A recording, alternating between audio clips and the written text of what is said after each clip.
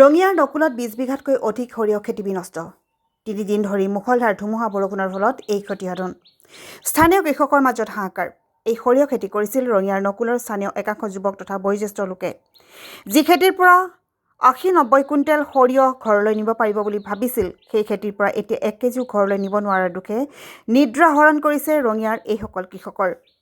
কৃষি বিভাগ তথা চৰকাৰৰ ওচৰত কিছু হলেও ক্ষতিপূৰণ বিচাৰি সংবাদ মাধ্যমৰ জৰিয়তে আবেদন জনাইছে এইসকল কৃষকে। News desk report, AIN live.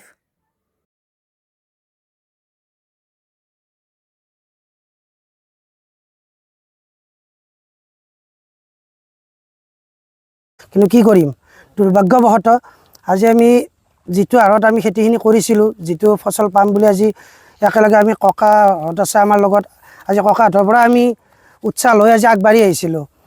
কিন্তু এতিয়া আমাৰ খেতিও ভাল হৈছিল, কিন্তু কি কৰিম আৰু উপায় নাই, গোটেই বৰবাদ হৈ গ'ল। যা নহওক, এতিয়া আৰু ক'বৰ ভাষা নাই।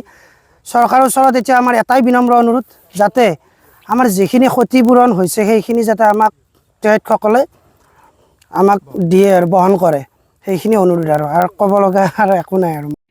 যিকোনো খবৰ আৰু বিজ্ঞাপনৰ বাবে যোগাযোগ কৰক 7896121996।